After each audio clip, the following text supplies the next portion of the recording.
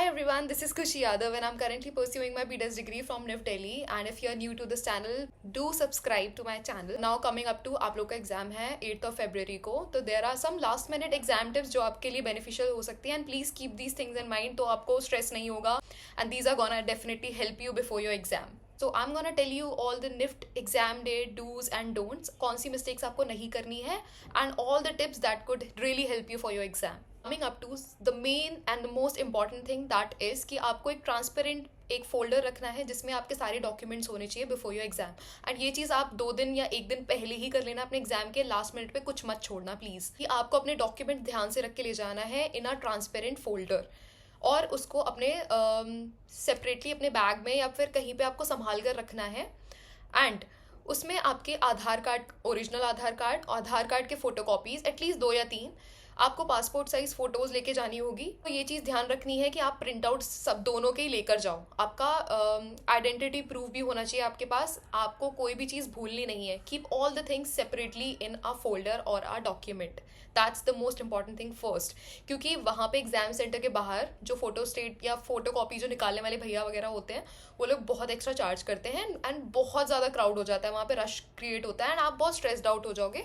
तो प्लीज़ इस सिचुएशन से बचने के लिए ट्राई कि आप अपने प्रिंट आउट्स एंड अपने ओरिजिनल डॉक्यूमेंट सब कुछ अपने एक फोल्डर में ऑलरेडी लेकर जाओ so that you are not stressed about your photocopies. Second thing, आपको ये चीज़ ध्यान देनी है कि आप सेंटर पे टाइम से पहुँचो. सी फॉर द पीपल जो अलग स्टेट से जा रहे होंगे या मे बी कहीं से ट्रैवल करके आ रहे होंगे, प्लीज़ प्लान योर जर्नी पहले ही. ऐसा नहीं करना है कि ओके हम 2 घंटे पहले पहुंच जाएंगे, 1 घंटे पहले पहुंच जाएंगे. अप्रॉक्सिमिटी पे मत रहना. मे बी वहाँ पे एग्जाम चालू हो जाएगा, आपको एंट्रीज नहीं मिलेगी. तो प्लीज़ ट्राई कि आप सेंटर पे पहले ही पहुंच जाओ, 1-1.5 घंटा पहले, या गिव अ टाइम गैप, क्योंकि वो टाइम आपका निकल जाएगा. क्योंकि आपकी एंट्रीज वगैरह होती है, इतने सारे बच्चे होते हैं, उनको मैनेज करना सेंटर्स पे, सो इट्स वेरी डिफिकल्ट. तो आपका काफ़ी ज़्यादा टाइम वहाँ पे निकल जाता है. तो be on time. So coming up to stationeries, तो स्टेशनरी के लिए आपको एक किट या एक पाउच कैरी करना है. आपको कोई बहुत ज़्यादा कलर्स नहीं लेके जाने कि आप वाटर कलर, ये कलर सब लेके जा रहे हो. स्पेशली ट्राई वाटर कलर, या फिर आपका कोई भी वाटर रिलेटेड कलर्स तो नहीं ही होने वाले हैं. आपको बेसिक चीज़ें, पेंसिल कलर्स, स्टैडलर्स वगैरह अगर आप लेके जा रहे हो, क्योंकि मेजरली बच्चे वही यूज़ करते हैं and it's like really good अगर आप यूज़ कर रहे हो स्टैडलर्स, क्योंकि it has a lot of shades and all that things. आप जो भी एक चीज़ कैरी कर रहे हो, carry everything. Let me tell you some small details जो कि आपको बहुत हेल्प कर सकते हैं in your exam. Carry at least 2-3 pencils, carry sharpeners 2 sharpeners, 2 erasers, क्योंकि आपका कहीं इरेजर खोएगा, गिरेगा, कुछ भी होगा. You don't have to ask here and there. आपको अपनी सारी चीज़ें प्रिपेयर होनी चाहिए. आप किसी से बोरो नहीं करने वाले हो. डोंट एक्सपेक्ट कि आप किसी से बोरो करोगे सब. You should be prepared with your stationery material. Scales हो गया या फिर आपके कलर्स हो गए. Keep everything with you. And specially अगर आप पेंसिल कलर्स की बात करें तो पेंसिल कलर्स को आपको सारे कलर्स को शार्प करके लेके जाना है. ये नहीं करना है कि अरे शार्प कर लूँगा ये वो. 1 दिन पहले अपने सारे पेंसिल कलर्स को शार्प करो. एंड ऑल्सो जो आपकी बैक साइड होती है, आप सिर्फ एक साइड यूज़ करते हो, use the other side also. जो उल्टी साइड होती है, दोनों साइड से आप शार्पन कर लो, क्योंकि समटाइम्स होता है कि आपको ये कलर यूज़ कर रहे हो या वो घिस गया है. सो आपको अपना टाइम बचाना है as much as you can. तो इसलिए दोनों साइड से इसको शार्पन कर लो. That would be easy for you and आपको काफ़ी कलर यूज़ करने के लिए मिल जाएगा and you don't waste your time in sharpening your pencils.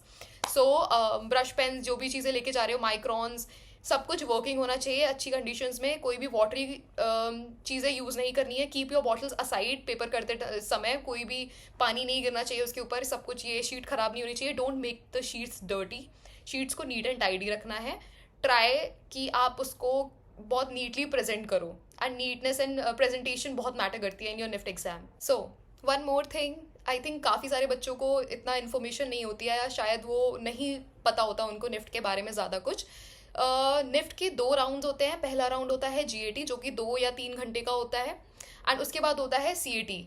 तो आपको ये चीज़ ध्यान देनी है कि सुबह आपका जब GAT होगा आपको फिर ब्रेक मिलेगा, देन आपका CAT होगा. कुछ बच्चों को नहीं पता होता है एंड वो लोग घर चले जाते हैं, उनको नहीं पता होता कि सेकंड राउंड भी होता है. तो ऐसी मिस्टेक्स नहीं करना है. ये ध्यान रखना कि आपके 2 राउंड्स होंगे. तो वेट देयर. अपने लिए पहले ही फूड एंड टिफिन जो भी आपको लेके जाना. वहाँ पे आई डोंट थिंक सो इतना फूड ऑप्शंस अवेलेबल नहीं होता, और अगर होता भी है तो you find it really difficult to have food outside and all that things. I would suggest कि बाहर का खाना उधर पे ज़्यादा मत खाना, क्योंकि मैंने भी यही मिस्टेक करी थी. I traveled from MP to Noida and हमने पूरी रात ट्रैवल किया था एंड देन हम डायरेक्टली अपने कैंपस वहाँ पे we directly went to the center.